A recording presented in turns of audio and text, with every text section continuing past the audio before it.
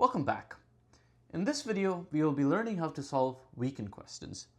We already know that we should approach any LSAT question by first reading the question stem. So if you see question stems like which of the following is true, most seriously undermine the argument, weaken the argument, most call into question the argument, or most call into question the view above, you know that you're solving a weekend question.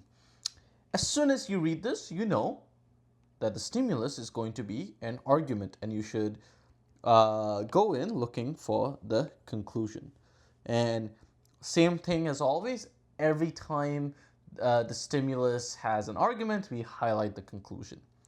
And this time, before reading the answer choices, we're going to do something different. We're going to form a goal.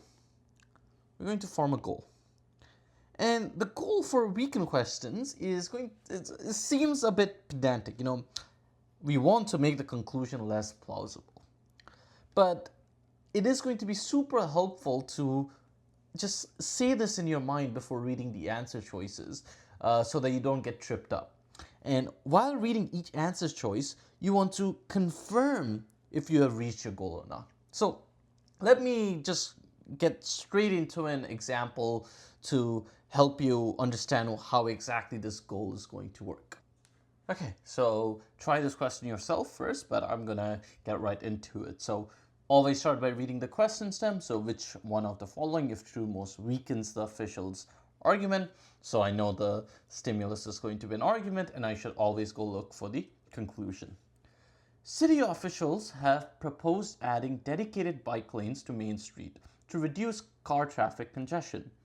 They point to a nearby city that added similar bike lanes last year and subsequently saw a drop in average commute times. Officials concluded that adding a bike lane to Main Street will likely reduce car traffic congestion here as well. So I have found the conclusion, and I'm going to make a goal. The goal is I want to find an answer choice that makes it less plausible that car traffic congestions will actually reduce. So I don't want car traffic congestion to reduce. So let's read the answer choices. Bike lane construction is very expensive. This doesn't help me reach my goal. I don't care how expensive it is. I only care if car traffic congestion actually reduces or not. So this is not true. This is not correct.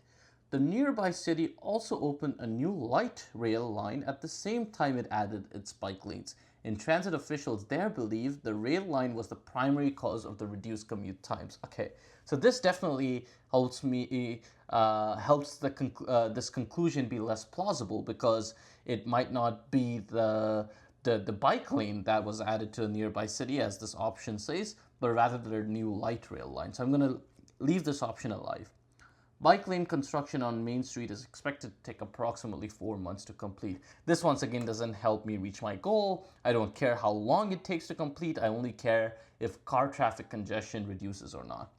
Cyclists in the nearby city reported feeling safer after the bike lanes were installed. I don't really care about cyclists feeling safer or not. I only care if car traffic congestion reduces or not.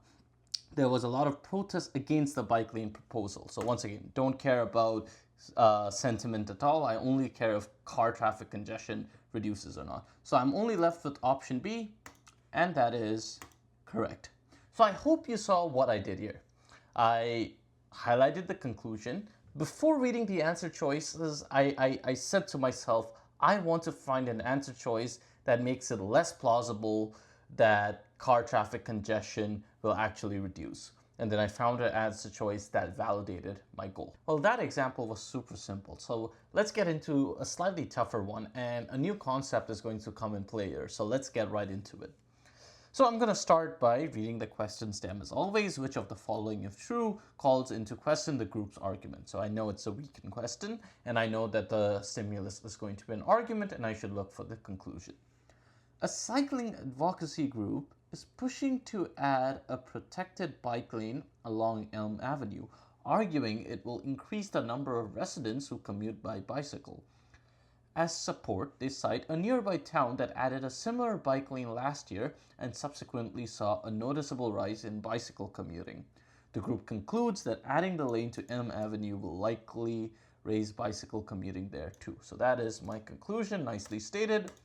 And I form a goal that I want to find an answer choice that makes it less likely that bicycle commuting will increase on Elm Avenue.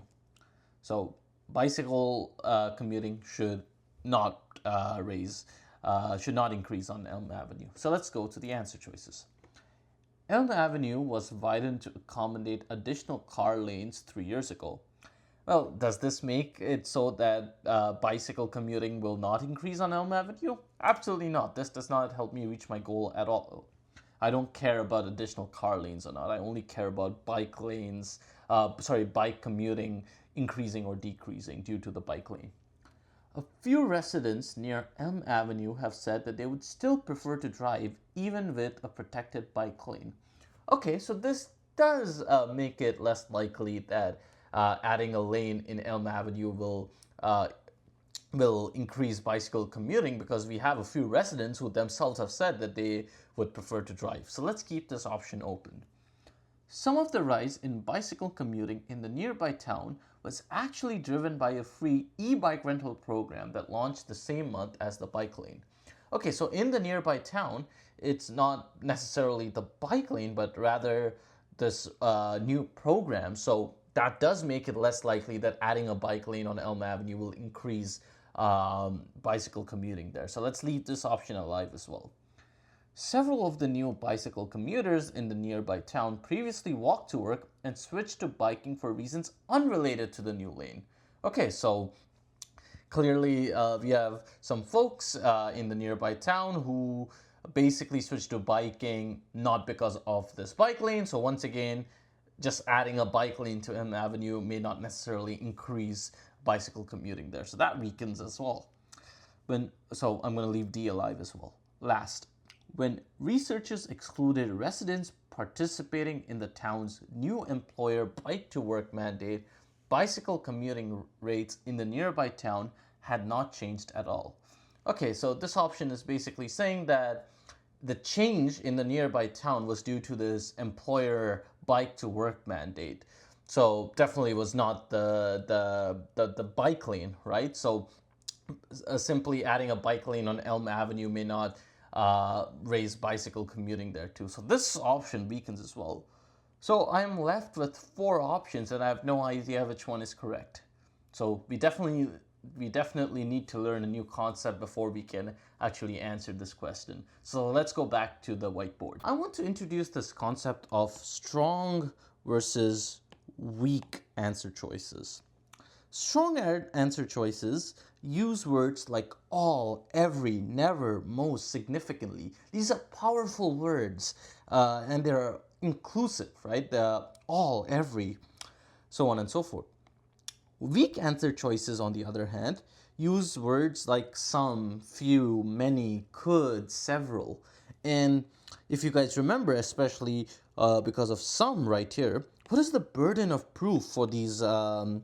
And the burden of proof, if you remember conditional reasoning, is at least 1. And we are going to go back to the question and read options B, C, and D again with this in mind about strong and weak answer choices. With the whole strong and weak answer choices in mind, let's read the options again. Starting with B. A few residents near M Avenue said that they would still prefer to drive even with a protected bike lane. So we know a few is a weak answer choice. It's a weak word. And we're always going to assume the worst case for such weak answer choices. And if you remember few, some, several, the burden of proof is at least 1. So in the worst case, we're always going to assume that this applied to only one person. So let's just use that, read these answer choices with that in mind. So one resident near M Avenue have said that they would still prefer to drive even with a protected bike lane.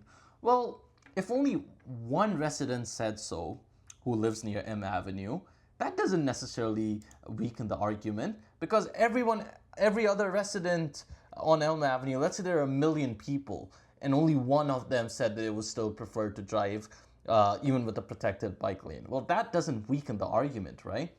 So my goal of saying that adding a bike lane will not raise bicycle commuting on Elm Avenue is not reached because one person is saying that they would want to drive. Same logic can be applied to some of the rise in bicycle commuting in the nearby town was driven with a free e-bike rental program. Let's say only one commuter decided to use the bike lanes because of the free e-bike rental program. Everyone else in the nearby town could have very well used the actual bike lane for the purposes of riding their bike. So option C is wrong because of this weak language. Same thing with option D, several. Several is just a variant of some. We assume the worst case that one bicycle commuter who previously walked to work switched to biking, and the reason he did that was unrelated to the new lane. Okay, I don't care about this one person. Maybe everyone else did decide to bike for the purposes of the bike lane. So all we are left with option E, and option E, I don't want to eliminate it. Option E doesn't use this weak language of some, several, few, many, so on and so forth.